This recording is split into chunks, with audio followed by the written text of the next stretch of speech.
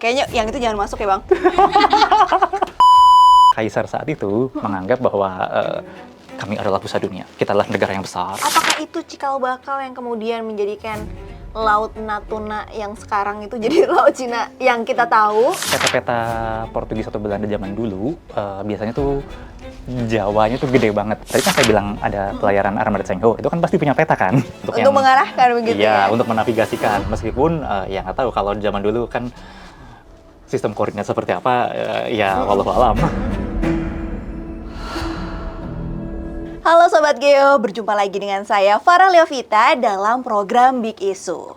Nah, pada podcast kali ini kita akan membahas sesuatu yang sedang ramai diperbincangkan di salah satu platform media sosial yaitu Threads, yaitu mengenai geomitologi.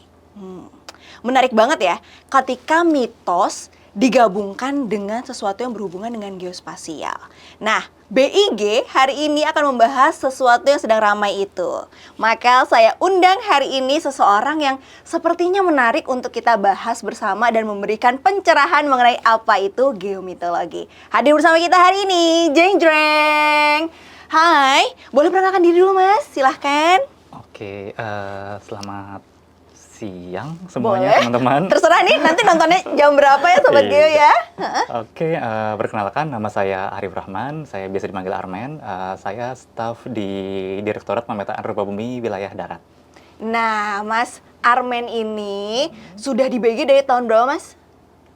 Udah lumayan lama sih. Lumayan lama, pokoknya ada ya, pokoknya ada lumayan lama di BIG. Dan awalnya masuk di sini itu ada di Direktorat. Dulu di Pusat Atlas.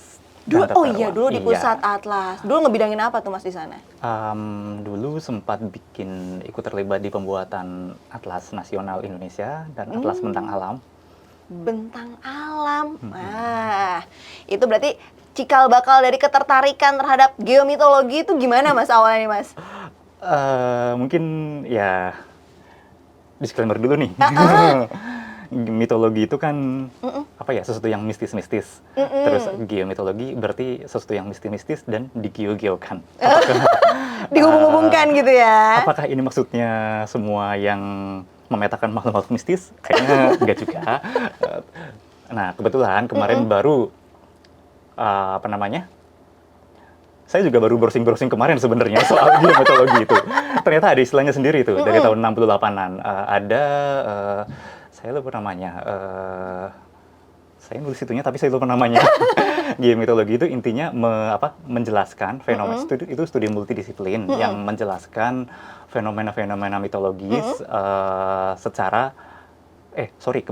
menjelaskan fenomena geologis, entah itu bencana alam atau tsunami atau pergerakan lempeng, tetapi dari sudut pandang mitos-mitos atau cerita rakyat yang beredar di masyarakat. Cerita rakyat itu bisa dalam bentuk puisi atau bisa dalam bentuk tembang atau lagu atau bisa dalam bentuk ya yang dari mulut ke mulut itulah yang ceritanya keluar legenda atau apa. Kalau yang zaman modern mungkin adalah urban legend ya, tapi kan kalau ini ya legend yang zaman dulu aja. Gitu. Nah, di Indonesia kan yang namanya mitos tuh, apalagi kalau misalnya yang horor-horor, itu biasanya selalu menarik perhatian. Makanya ketika ada isu geomitologi ini, kayaknya BG nih harus ngambil nih kesempatan di sini. Nah, tapi penasarannya Mas, sebenarnya apakah memang bisa dibuktikan bahwa si mitos-mitos tadi itu memang berhubungan dengan sisi geospasialnya? Ada yang iya, ada yang enggak. Kalau yang iyanya kenapa? Yang enggak mungkin karena belum tahu atau mungkin memang tidak bisa. Kalau yang iya sih biasanya cenderung ke contohnya. Ini mungkin Anda tahu Malin Kundang? Nah, itu kan ada batu yang bersujud yang seperti yang dikutuk jadi batu itu, Mas. Itu sih bisa jadi memang karena ada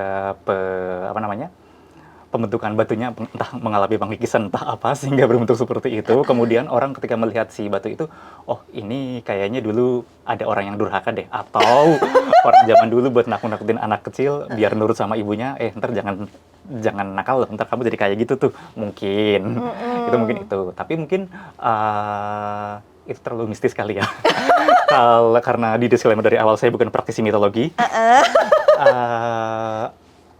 Mungkin kalau contoh yang sedikit lebih Relevan gitu ya. lebih relevan, kita ambil contoh mungkin yang ya karena saya tukang gambar peta, jadi ya coba-coba lihat dari sudut pandang peta deh. Mbaknya dari Semarang? Enggak? Saya itu sebenarnya dari Lampung, Oh. tapi saya cukup sering ke Semarang. Oke. Heeh. Nah, kan kalau misalnya teman-teman suka pernah ke Semarang atau orang Semarang, di situ ada Kelenteng Sampokong. Iya. Nah, itu kan kalau narasi sejarahnya itu dulu tempat pendaratan armada Cheng Ho. Itu Ratusan tahun lalu nih ya. tahun 1400-an, jadi abad 15. Nah, itu kan posisinya agak di tengah kota sebenarnya. Kalau sekarang ya, kalau sekarang nih tengah kota nih. Meskipun dekat situ ada sungai juga sih, cuman sungainya kecil. Nah, mungkin nggak. Kalau narasinya itu dulunya memang tempat pendaratan kapal, kok bisa jauh ke situ?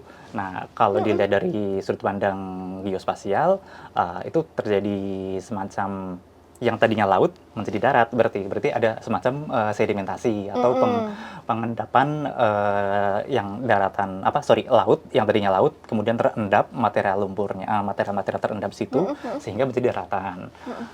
Jadi garis pantainya itu maju, nggak yang di situ lagi. Tadinya tuh di dekat situ mungkin ada garis pantai, tapi maju ke depan karena terjadi pengendapan selama berabad-abad sehingga garis pantainya maju sehingga si kelenteng itu sekarang ya di tengah daratan agak jauh dari garis pantai. Itu dari sisi geospasial. Nggak ada mitologinya ya? Nggak ada mitologinya, tapi itu sejarah banget. Karena bahwa ternyata bumi atau dataran atau daratan yang kita injak ini bisa jadi ternyata dulu laut, Iya. bisa sungai gitu ya Mas ya ternyata. Jadi bisa jadi penggambaran sejarah zaman dulu itu sebenarnya memang menceritakan kondisi zaman dulu yang memang sebenarnya jauh banget gitu ya Mas sekarang. Itu kalau dikaitkan sebenarnya sempat ramai juga yang soal Jawa akan terbelah. Kan sempat rame tuh karena akan ada kembali lagi Selat Muria akan muncul lagi. Nah, itu bisa cerita nggak sih Mas? Bener nggak sih itu tuh yang lagi rame itu? Kalau isu Jawa sempat terbelah itu dari zaman saya kuliah juga sudah ada sepertinya dulu. Tapi itu bagaimana ya? Saya juga sebenarnya mungkin teman-teman geologi lebih capable untuk menjelaskannya. Tapi kalau saya mencoba dari kacamata geospasial, kalau setidaknya yang tadi Selat Muria akan kembali, kalau pendapat para ahli sih sebenarnya tidak akan dalam waktu dekat ini. Karena Selat Muria sendiri itu ketika tadi zaman si Cheng Ho datang ke pantai Jawa tahun 1400-an, Selat Muria itu masih ada. Itu masih ada dan menjadi jalur lalu lintas kapal yang dari barat ke timur atau sebaliknya dari timur ke barat, dari arah Cirebon, Semarang sampai ke Tuban, Surabaya, dulu melewati situ. Nah, tetapi sekarang kan menjadi daratan semua tuh. Si Selat Muria itu mengalami sedimentasi sehingga sekarang menjadi daratan yang lumayan subur karena kalau kita lihat tuh banyak sawah yang kalau lihat di Citra atau foto udaranya tuh banyak sawah di daerah situ. Nah, mungkin Mbaknya suka baca buku nggak? Suka dong. Oke. Harus suka baca buku ya teman-teman. Oke. Masih ngeblank. Mau Kayak nutup tapi nggak nggak jadi. percaya. Kayak nggak percaya. Gimana Mas? Ya, kalau misalnya pernah baca novelnya Pramudia Anantatur, dia pernah bikin novel Arus Balik. Itu settingnya kalau nggak salah di zaman Demak, akhir Majapahit dan di awal Demak, ketika mau menyerang Portugis di Malaka.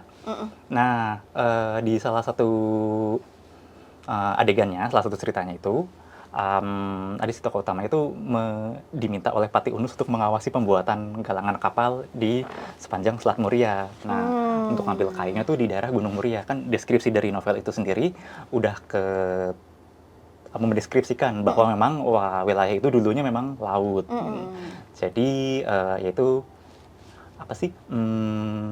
Secara ya memang novel fiksi sih, tapi setidaknya kan Ada gambaran loh. iya, ada gitu gambaran. ya. Ketika membuat itu kan Mbah Pram atau Mas Pram atau siapapun anu, Akrab nih kita ya sama Pram ya. Pramudia, dia melakukan riset sebelumnya. Jadi setidaknya kita ada gambaran bahwa itu memang dulunya laut seperti itu. Terus kalau nggak salah di daerah Rembang juga ada semacam legenda apa sih kapal melewati daratan atau ada legenda tentang seorang nahkoda yang bertarung dengan Sunan Bonang. Nah, itu bisa jadi memang jangan-jangan itu salah satu anak buahnya Laksamana Cheng Ho yang ketika itu di situ atau apa bisa jadi seperti itu. Kalau kita sambungkan ke mitos atau cerita rakyat seperti itu. Nah, tadi kan itu cerita dalam bentuk narasi, begitu ya. Dan sebenarnya kalau kita sendiri, BEG sendiri mungkin kita punya sejarah, peta Indonesia, tapi kan di tahun 1900-an ya Mas. Tapi sebenarnya ada nggak sih Mas yang pernah Mas tahu bahwa ada loh peta-peta di zaman dulu yang bisa kita lihat sampai sekarang bahwa ini penggambaran Indonesia pada saat itu? Kalau seperti itu, sepertinya kalau peta-peta yang menggambarkan itu kan sumber-sumber kita sebenarnya banyak kan dari Belanda. Belanda itu mulai memetakan Indonesia ya tahun 1800-an, 1700-an, 1800-an. 1600 mungkin ada, harusnya sudah ada tahun 1500 Portugis dan Spanyol harusnya udah ada sih. Dan ya tadi banyak bilang seperti itu.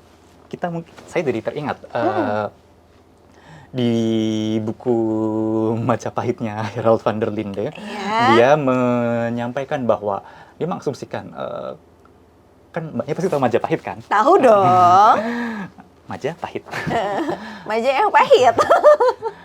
Itu kan di daerah Jawa Timur, daerah kalau sekarang mungkin sekitar Mojokerto, di Kabupaten Mojokerto kalau sekarang. Nah, dulunya itu dia sangat bergantung pada si Sungai Brantas. Si Sungai Brantas dan Sungai Mas itu dijadikan sebagai lalu lintas keluar masuk kalau mau ke luar. Bahkan dulu pas zaman Singasari sendiri kan ada ekspedisi Pamalayu. Dia mencoba menancapkan pengaruhnya di Sumatera dan di Semenanjung Melayu dan berhasil. Dan karena posisinya kan di pedalaman, jadi ya dia akan butuh akses untuk keluar dari pedalaman itu menuju ke laut lepas. Nah, aksesnya itu melalui si Sungai Brantas dan Sungai Mas itu.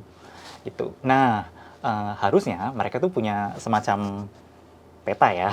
Harusnya ada peta sih untuk mengarahkan begitu ya. Iya, untuk menavigasikan. Meskipun ya nggak tahu kalau zaman dulu kan sistem koordinat seperti apa, ya wallahu alam. Itu dan ketika di akhir masa Singasari dan Kediri itu, kan ada armada Mongol yang datang nih. Mereka tuh datang dengan maksud armada Mongol nih, armada Tionghoa ya, atau Cina. Yang Kubilai Khan itu ya? Iya, kita sebutnya Cina, China, atau Tiongkok, atau bagaimana nih? Apa saja? Dataran Cina. Ya, gitu pokoknya ya. itulah. Nah, si armada Mongol ini, dia di bawah Panji dinasti Yuan. Dinasti Yuan, dia datang ke situ dengan maksud untuk menghukum si Raja Kediri yang Raja Singasari yang Raja Singasari yang membuat cacat si utusan Mongolnya itu. Ini atas balas dendam ceritanya. Iya, jadi kan ketika Kublai Khan merasa, wah saya sudah menguasai seluruh daratan Asia, saatnya kita ke maritim Asia. Akhirnya dia melakukan beberapa kali ekspedisi, banyak sih si armadanya dinasti Yuan itu ke Champa, ke Vietnam, ke Jepang, dan ke Jawa. Dan semuanya mengalami kegagalan. Yang ke Jawa itu misinya misi untuk balas dendam karena telah membuat cacat utusannya. Nah, dia bisa masuk sampai ke pedalaman, dia pasti antara dipandu atau punya peta untuk menavigasi ke arah situ. Nah, si armada Mongol itu dia mendarat di Tuban, tetapi karena kapalnya kan besar banyak, Iya. coba bayangin di zaman itu. Ini perjalanan internasional soalnya Oh iya, kan. perjalanan internasional. Mm-mm. Si Sungai Mas itu setidaknya meskipun kalau sekarang kita lihat ya mungkin kecil, tapi kalau zaman itu ini pendapat yang populer di banyak ahli, di kalangan para ahli itu ya bisa mengangkut, bisa memuat kapal yang bisa untuk mengangkut prajurit. Jadi di situ mendekat ke arah masuk ke arah pedalaman, nanti ada suatu pelabuhan alami di pedalaman, pelabuhan sungai yang namanya Canggu. Canggu Jawa ya? Iya, Canggu Jawa Canggu ya. Jawa. bukan Canggu tempat bule di Bali itu. Oke.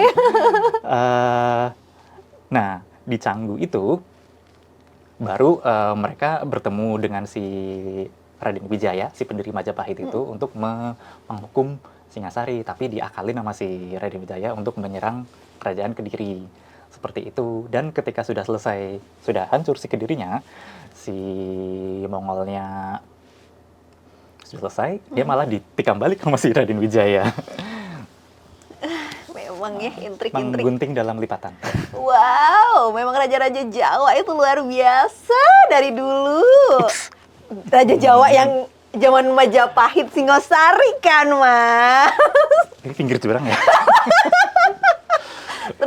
Terus Nah ya itu ketika sudah bisa ya kan saya yakin kalau mbaknya nggak tidur waktu pelajaran sejarah di zaman SMA dulu harusnya tahu sih cerita ini. penonton, tahu kan? Iya, jadi ekspedisi Mongol pada akhirnya mengalami kegagalan Iya. karena ditipu dalam tanda kutip oleh si Raden Wijaya, dan si Mongolnya sendiri karena merasa ya udahlah nggak apa-apa, yang penting udah misi balas dendam udah selesai dan kita juga dapat jarahan harta lumayan banyak. Akhirnya dia dan angin nggak bisa nunggu angin musim berikutnya karena mereka waktu itu kan masih bergantung angin pelayarannya. Jadi angin musimnya sudah mau habis, akhirnya dia ya sudah misi balas dendam selesai, dapat harta, angin mau itu, ya akhirnya pulanglah ke daratan Cina. Yeay, kembali pulang. Itu, Sungai Berantas itu kan bisa dibilang urat nadi untuk kerajaan-kerajaan yang ada di pedalaman zaman itu. Jadi Saat itu ya? selain untuk transportasi akses keluar masuk ke laut lepas, itu kan juga banyak komoditas-komoditas dari mancanegara juga ya, mancanegara dalam artian di luar Majapahit itu, baik dari Cina, dari India. Jadi untuk aktivitas perekonomian gitu ya jalurnya di situ. Jadi kan tadi kita bahas ini kan, makanya nggak ada mitologinya kan sebenarnya, Iya. makanya disclaimer dari awal ini. Kita akan serempet-serempetin, pokoknya yang penting ada mitologinya. Oke. Tadi kan kita bahas si urat nadinya nih, si jalan tol lautnya, tol airnya, berupa Sungai Mas dan Sungai Berantas. Nah, pernah isinya apa aja sih kira-kira kalau komoditas-komoditas zaman itu? Hasil bumi. Hasil bumi, makanan yang dikeringkan, atau duit, atau guci. Itu kan gitu. uangnya beda-beda kan? Ini kan antar negara, masa uangnya sama? Tentu zaman dulu belum ada dolar dong. Orang desa nggak pakai dolar. Orang desa nggak pakai dolar, apalagi zaman kerajaan. Iya, kalau zaman dulu kan sebenarnya pakai barter sebagian besar. Jadi lau punya apa, wa punya apa, kita bertukar. Kayak gitu. Gitu. Jadi sebagian besar tuh menggunakan barter. Tetapi ketika mulai terhubung dengan dunia luar, dalam arti ini Cina, karena saat itu memang mereka pusat peradaban dunia di Asia, mengalirlah duit-duit kepengan-kepengan dari Cina itu, uang-uang kepeng yang bulat, tengahnya bolong. Kalau suka nonton drama Wuxia mungkin. Iya, bulat-bulat gitu. Uang kepeng. Itu dulu banyak beredar di Jawa dan Nusantara sih pada umumnya. Dan digunakan sebagai mata uang, bukan mata uang ya, alat pertukaran. Jadi selain dengan barter, juga menggunakan alat tukar mata uang Cina. Oh, gitu. dan itu digunakan juga berarti di Indonesia karena Indonesia menerima kan Iya, rakyat menerima. kerajaan saat itu gitu menerima gitu ya. Wah, luar biasa. Tapi saya jadi penasaran juga. Karena kan sebenarnya ketika ada peta kemudian ada tetangga yang hadir gitu ya, ada tamu yang hadir itu kan sebenarnya juga cerita yang muncul di Indonesia Timur ya, Mas. Ketika VOC datang gitu kan karena oh, aku mendarat di satu daratan yang begitu kaya walaupun di awalnya di Sumatera gitu ya. Nah, apakah sejarah-sejarah peta-peta zaman dulu ini pernah menjadi referensi untuk masa kini gitu, Mas? Ada relevansinya nggak sih sebenarnya peta-peta zaman dulu yang ada kemudian transformasi dengan peta sekarang? Kalau dirun sampai ke zaman, jadi apa ya, peta itu kan biasanya digunakan sebagai alat politis juga. Alat politis juga dalam artian ketika dulu ya bisa jadi alat politis, bisa juga karena keterbatasan pengetahuan. Karena misalnya peta-peta Portugis atau Belanda zaman dulu biasanya tuh Jawanya tuh gede banget. Karena ya berlayarnya cuma ke Jawa, dikiranya di selatan Jawa tuh daratan semua. Gitu. Oh, Nah, sebelum BG memetakan gitu ya.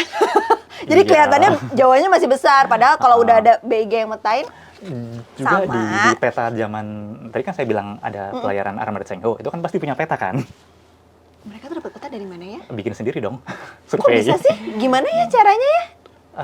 Ya melihat bintang, mengamati laut, mengamati daratan, Oh gitu. gitu. Jadi biasanya memetakan pesisir-pesisir pantainya, terus membentuknya.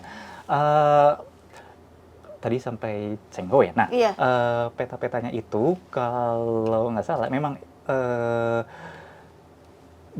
kayak Kalimantan tuh nggak terlalu di itu kan, padahal terserah itu malah paling besar kan sebenarnya. Yes. Karena mereka jarang mampir ke situ. Jadi yang Kenapa tuh kira-kira? em, Maksudku kan kalau Selat Malaka ke bawah sedikit itu kan akhirnya kena Kalimantan juga kan, tapi kenapa mereka hanya ke si Sumateranya gitu?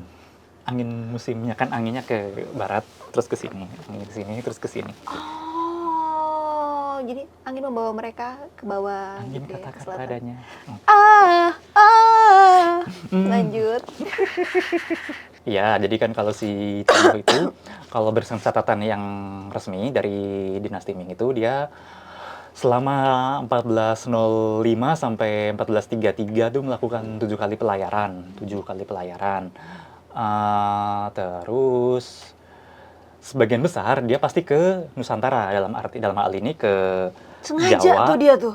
dan Sumatera, Malaka, Aceh. Ya, jadi kan itu politik luar negerinya Cina zaman dulu. Oke. Mereka- Hubungan kita dengan Cina ternyata dari tahun 1400 ya. Kaisar saat itu menganggap bahwa kami adalah pusat dunia, kita adalah negara yang besar. Oh gitu. Emang sih.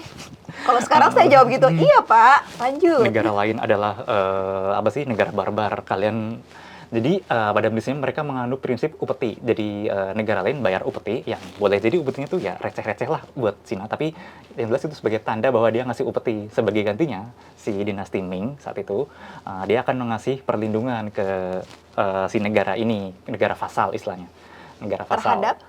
Kalau misalnya dia diserang negara tetangganya. Seperti Contoh gampangnya itu Malaka, kerajaan Malaka. Kerajaan Malaka itu, nah ini ada nyambungnya sama si Majapahit tadi nih sebenarnya. lanjut. Si Majapahit itu di akhir-akhir Majapahit, di bekas wilayah Sriwijaya di Sumatera, di Palembang, itu udah mulai bangkit lagi nih. Kan Majapahitnya udah melemah, di sana pengen show of power lagi di bekas Sriwijaya itu. Nah, namanya Aditya Warman kalau nggak salah, atau siapa ya? Sorry, saya juga lupa ingat. Nah, tetapi oleh si penguasa Majapahit saat itu di apa namanya, di yang ditekan. Jadi penguasa bekas Sriwijaya itu ditekan sampai dia mengungsi ke Temasek atau Singapura sekarang. Di Temasek itu namanya Parameswara kalau nggak salah. Namanya Parameswara. Dia keturunan penguasa di Sriwijaya yang kabur ke Singapura. Nah, ketika dia mencoba, dia butuh butuh butuh dukungan kan, butuh dukungan dari negara yang lebih kuat. Dia kontak ke si Dinasti Ming. Nah, ketika si Majapahit tahu bahwa dia, "Wah, lu kok kontak-kontakan ke Dinasti Ming? Lu kan bawahan gua. Ngapain lu kontak-kontak ke dia? Harus gua nih yang ke sana." Aduh. Gitu. Jadi diserang, kaburlah si Parameswara ini. Jadi si Majapahit menyerang Palembang dan Singapura. Kemudian si Parameswara ini kabur dari Singapura ke Malaka. Dia bikin kerajaan di Malaka. Dan dia langsung ngirim upeti langsung ke Dinasti Ming dan dapat perlindungan dari Dinasti Ming. Oh, Seperti itu. wow. Apakah itu cikal bakal yang kemudian menjadikan Laut Natuna yang sekarang itu jadi Laut Cina yang kita tahu? Iya, karena Cina sendiri kan dia ngeklaim historis kan, yang mana itu kalau di hukum internasional sebenarnya tidak, hukum laut internasional zaman sekarang tidak menganut bisa sejarah itu kan? tidak bisa digunakan untuk mengklaim itu. Dan ya ini harusnya orang PBB ya. Boleh. Dulu pernah ada PBB kan? Ya pernah sih. Wah, jawab Mas. Ya kan, karena mungkin pernah dengar istilah ini dari orang PBB, kalau batas kita itu kan mewarisi kolonial sebelumnya. Istilah latinnya uti possidetis juris. Untuk wilayah daratannya kita memang mewarisi dari kolonial, tetapi untuk yang wilayah maritimnya itu perjuangan diplomasi sendiri. Perjuangan diplomasinya Pak Hasim Jalal sih ketika itu, bapaknya Dinopati Jalal. Wow. Sehingga kita jadi punya konsep kawasan Nusantara atau konsep negara kepulauan, yang dimana wilayah-wilayah di antara pulau itu menjadi wilayah teritorial si Indonesia ini, negara kepulauan itu. Nah, dengan konsep itu kan otomatis akan tabrakan dengan si Mendes lainnya, klaimnya Cina. Oke. Gitu. Jadi kalau Cina tuh mungkin ya mendasarkan klaimnya itu berdasarkan dulu ketika zaman dinasti Ming, dinasti Qing, kami itu wilayah kami loh, gitu ya? Iya, istilahnya kan pulau-pulau di Laut Selatan istilahnya. Gitu. Oke. Nah, kita balik lagi nih. Kita akan turun lagi dari Malaka, kita turun lagi ke Jawa. Nah, kemarin salah satu materi yang diberikan oleh Mas Arief adalah mengenai cerita juga Roro Mendut. Ya kan? Nah, coba Mas ceritakan tentang si Roro Mendut ini kepada Sobat Geo, serunya di zaman dahulu. Dan sebenarnya Roro Mendut tuh beneran ada atau enggak sih? Saya juga tahu Roro Mendut sebenarnya dari novelnya Romo Mangun, YB Mangunwijaya. Kalau coba googling singkatannya YB Mangunwijaya itu Yusuf Bilyata Mangunwijaya. Jadi dia menulis trilogi novel Roro Mendut. Settingnya itu di zaman Mataram Islam. Nah, Mataram Islam itu kan sebenarnya dia kerajaan Jawa yang memerintah di sekitar abad 17 sampai abad 18 atau 19 ya. Yang dimana Sultan Jogja, Kesultanan di Jogja dan di Semarang, Semarang sih, Solo, menarik akarnya dari situ, Nah, si Mataram Islam ini dulu juga sebenarnya dia mewarisi wilayah dari si Pajang dan sebelumnya Demak sebenarnya. Ketika Majapahit mengalami kemunduran, muncul kekuatan lain kayak Demak, terus kemudian Demak digantikan Pajang digantikan si Mataram Islam itu sendiri. Nah, itu agak regresi sebenarnya. maksudnya yang tadinya Majapahit di pedalaman, terus keluar ke Demak di pesisir, ke Pajang ke dalam lagi, di Mataram juga ke pedalaman. Jadi budaya maritimnya dari budaya agraris pegunungan. Nah, si Roro Mendut itu tokoh fiksi sepertinya sih. Jadi Mbak Roro itu sebenarnya tidak ada gitu. Oh ya, mbaknya namanya Roro ya? Bukan. Ya, jadi itu kalau saya googling, sebenarnya soalnya kalau setidaknya di novelnya Romo Mangun itu, si Roro Mendut itu dia calon selirnya Adipati Pragola. Dia adi penguasa Kadipaten Pati di pesisir utara Jawa. Nah, Pati itu di zaman Roro Mendut itu juga tadi kan kita bahas Selat Muria. Selat Muria itu di masa Roro Mendut itu udah menghiring, udah masih basah sih, masih bisa dilewatin kapal. Cuman kalau yang tidak sebesar dulu. nggak sebesar dulu, nggak kayak jungjung besar zaman Pati Unus, zaman Demak itu enggak, tapi udah mulai hanya kapal-kapal kecil-kecil aja. Sudah ada terjadi sedimentasi itu ya? Iya, proses sedimentasi. Kalau proses sedimentasi totalnya itu pas zaman Amangkurat II kalau nggak salah tahun 1650-an. Kira-kira apa tuh kira-kira? Maksudnya yang mempercepat itu? Banyak aliran sungai ke situ. Oke. Lanjut lagi ke Lanjut Roro. lagi.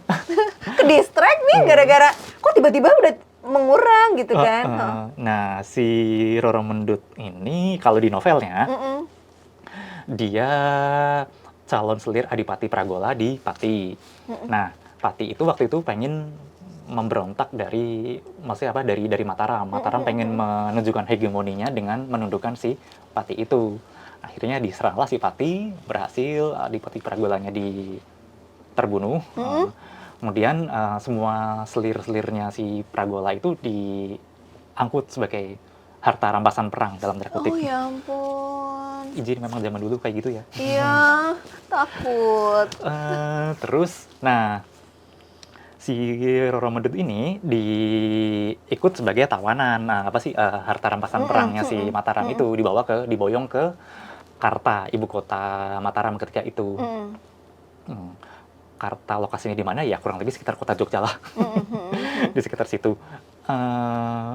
Terus, nah kemudian dia diambil selir oleh salah satu panglimanya Sultan Agung, yaitu namanya Wiraguna, Tumenggung Wiraguna, atau Wiroguno kalau orang Jawa bilang. Tumenggung Wiroguno. Nah, si Roro Mendutnya nggak mau, karena dia tuh garis pantai, si Roro Mendut itu. Jadi dia punya kebebasan khas garis pantai gitu. Itu kalau deskripsinya di novelnya Romo Mangun. Nah, karena dia tidak mau dipaksa itu, akhirnya dikasih hukuman.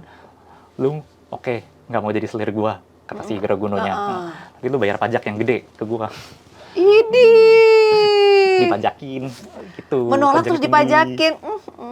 Nah, dia kalau di novelnya ada istri utamanya si Wiroguno yang dia ya agak bersimpati lah sama si Roro Mendut ini karena dia merasa memang seharusnya perempuan tuh diberi kebebasan, tidak terkungkung dalam istana seperti ini. Nah, seperti itu. Ini jadi feminis ya? Oh, nggak apa-apa, Mas. Hidup, Ibu Suri.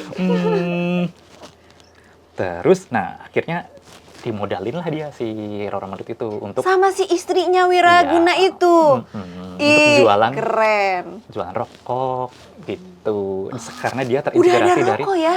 Zaman kerajaan tuh. Mungkin ya sedikit info juga. Kan tembakau itu kan dari Amerika sebenarnya, yang membawanya ke sini. Perokok pertama itu orang-orang natif Amerika, orang-orang Indian atau orang-orang natif Amerika yang membudidayakan tembakau sebagai barang hisapan. Terus karena ketika itu Spanyol dan Portugis yang mencapai benua Amerika duluan, dia menyebarkan komoditas itu ke seluruh dunia, salah satunya ke Nusantara, ke Jawa. Gitu. Nah, jadi di zaman Roro Mendut ini sebenarnya kan Roro Mendut 1600-an ya, 1620-an, 1600 awal.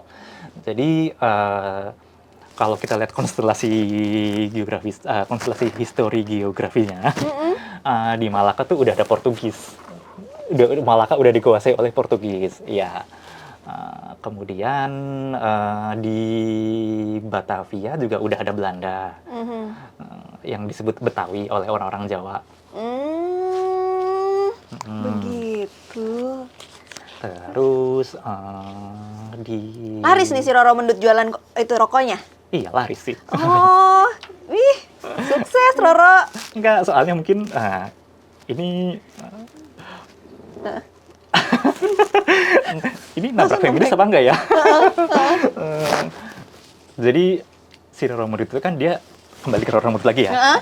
Dia ketika dia jalan-jalan di seputaran si purinya Wiraguna itu, dia lihat, oh penjaganya ini udah sore-sore kalau mengisi waktunya sambil ngerokok-ngerokok gitu ya. Sorry, saya nggak ngerokok. Para penjaga itu kalau menghabiskan waktu sambil ngudut-ngudut gitu ya. Nyebat dulu. Nyoba dulu. Oh, ini kayaknya cuan nih. Nah, gitu. Akhirnya dia dapat inspirasi, oke lah, coba jualan rokok. Akhirnya dia jualan rokok dengan gimmick marketingnya, diisep dulu, baru dijual. Oh, ada iklannya, ada caranya. Jadi, itu dia harus ngeliatin tuh ya. kalau di novelnya itu deskripsinya, dia jualannya di pasar. Kemudian dalam satu bilik, biliknya tuh kan kayak gimana ya, bilik tapi ada jendela kertas gitu loh, jadi kan siluetnya kelihatan dari luar kalau ada lampu di dalamnya. Kalau ada lampu di dalam, kalau di dalamnya terang dan kayak bilik kertas gitu kan kelihatan siluet dari luar. Nah, si mendutnya itu ngisep dulu. Ini kelihatan kayak perokok apa enggak? Iya. Ngisep dulu, kemudian setelah satu isapan itu yang dijual. Pokoknya yang ada penting loketnya. sudah kena sentuhan dia. Iya. Oh, jadi gadis kretek itu awal mulanya dari tahun zaman Mataram ternyata rupanya ya. Bisa jadi rambut adalah garis kretek pertama. Oh, camkan. Oke, karena dari tadi kita sudah membahas wawasan Nusantara, maka kita akan langsung ke segmen berikutnya, yaitu rapid question, Mas. Aduh. Jadi pastikan Anda menjawab dengan cepat dan tepat. Ya, ingat ini jejak digitalnya luar biasa. Gawat nih. Oke, jadi Mas tinggal pilih salah satu dan tidak boleh berpikir lama. Yang pertama, pilih tinggal di Pulau Muria abad ke-15 atau Semarang zaman sekarang. Semarang zaman sekarang. Tetap zaman sekarang lebih enak ya. Kemudian, ingin jadi juru peta Majapahit atau nahkoda armada Chengho. Kayaknya nakoda deh. Biar bisa jalan-jalan kan? Kalau naik transportasi, pilih Jung Majapahit atau kapal Chengho. Kapal Chengho lebih besar. Tahu.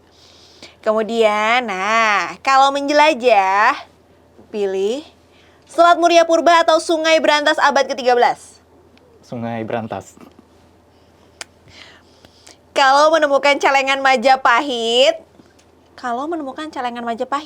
yang dicari isi uangnya atau nilai sejarahnya? Dua-duanya. Nggak boleh, harus salah satu. Isi uangnya. Isi uangnya. Tapi kita bahas celengan tadi ya? Enggak sih, Enggak ini kan ya? tebak-tebakan. Oh. Tebak-tebak buah manggil. Nah, apa yang menurut kamu lebih menarik? Meneliti Selat Muria yang hilang atau meneliti pelabuhan kuno yang tertimbun sedimentasi? Pelabuhan kuno. Ini. Kalau kamu bisa milih untuk bertemu nih, Mas. Lebih pengen ketemu siapa? Hayam Wuruk atau Sultan Agung? Kenapa pilihannya semuanya tua ya? Kenapa tua sih? Kenapa sih? Ya, ayam buruk aja deh. Hayam Wuruk. Kalau diajak naik mesin waktu, mau melihat armada Mongol masuk Jawa atau melihat armada Chengho berlayar di Nusantara? Chengho aja. Kenapa sih? Kalau Kenapa Mongol malah mati sama dong. Mongol? Oh iya, dia kan mau menyerang kita ya. Ih, takut. Dan yang terakhir adalah, kalau kamu bisa memilih satu benda dari masa lalu, kamu akan pilih peta kuno Nusantara atau celengan Majapahit berisi penuh koin kepeng. Celengan. Pertanyaan apa ini? Saya aja tanya. Celengan lah ya, Mas. Iya dong. Sejarahnya dapet. Iya, celengan itu, nah, karena kita ngomongin soal Majapahit kan, ada artefak yang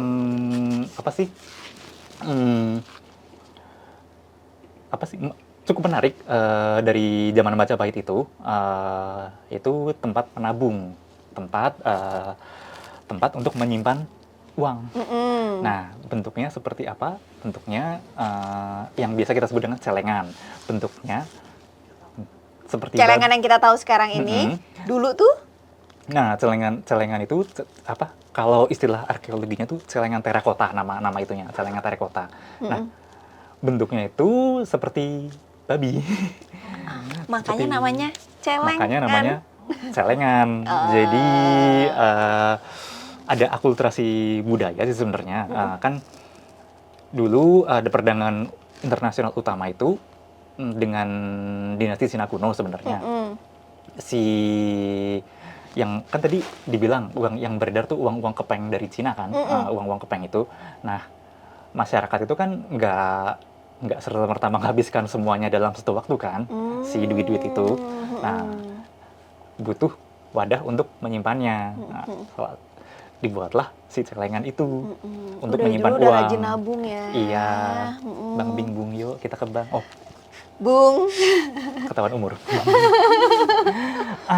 Ya itu si celengan itu. Kenapa bentuknya babi? Nah, ini sih sepertinya ada akulturasi budaya sama si Cina.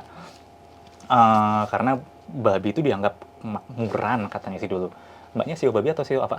Aduh, saya nggak tahu sio lagi Mas. Nggak tahu Kalau sio ya? 93 apa kira-kira? Apa ya? Nggak tahu. Nanti tolong dibantu ya, cek ya. Katanya si babi itu melambangkan kemakmuran, makanya bentuk yang populer waktu itu tuh bentuknya babi. Tapi sebenarnya selain bentuknya babi juga ada yang bentuknya ayam, kerbau atau bayi gemuk juga ada gitu. Untuk menyimpan uangnya itu. Nah, karena celengannya kan emang sekali pakai ya, jadi kalau misalnya mau mecah tabungannya dipecahin. Pecahkan, gitu. Makanya kebanyakan barang sisa-sisa celengan yang ditemukan ya udah dalam bentuk puing-puing. Pecahan. Oke. Nah, Mas, untuk pertanyaan nih, pertanyaan penutup ya. Kalau BIG ada di zaman Majapahit, kira-kira pekerjaan pertama BIG apa?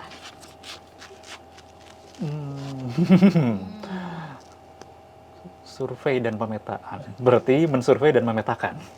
Maksudnya gimana Wilayahnya sih? dia. Wilayahnya dia, iya.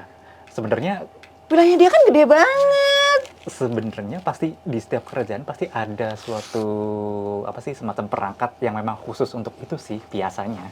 Si pengarang negara Kertagama itu, Empu Tantular, dia sendiri kan jabatan aslinya itu rohaniawan sebenarnya itu. Dia kan Majapahit itu coraknya Hindu Buddha. Ada yang agama Hindu, ada yang agama Buddha. Sementara si Kastanya tinggi dong berarti ya? Empu Tantular itu dia rahib Buddha. Dia khusus pemangku jabatan khusus yang mengurusi agama Buddha. Yang mengurusi agama Hindu itu ada lagi. Meskipun dia jabatan resmi adalah rohaniawan negara, tapi dia merangkap sebagai tukang catat, tukang bikin peta, tukang apa. Jadi dia Job desk-nya banyak. Iya, ya kayak kita lah. Jadi tapi negara Kertagama sendiri atau judul asli itu namanya Desa Warnana, bukan negara Kertagama itu sebutan belakangan. Kalau judul aslinya Desa Warnana itu merupakan sebenarnya catatan perjalanan dari si Empu Tantular itu keliling ke area-area wilayah Kabupaten Majapahit di Jawa Timur. Seperti itu. Jadi dia semacam kalau dulu mungkin dari Italia ada si Marco Polo-nya, atau dari Afrika ada Ibnu Battuta. Ini si Empu Tantular mungkin ya semacam itunya lah, petualang. Tapi dia punya jabatan resmi sebagai rohaniawan negara. Rohaniawan yang punya job desk sebagai surta. Iya. Gitu ya. Wah, luar biasa. Mas, terima kasih banyak atas obrolan hari ini. Ini sepertinya malah kita ngebahas lebih ke sejarah ya. Iya. Sejarah Indonesia. Nah, satu lagi Mas.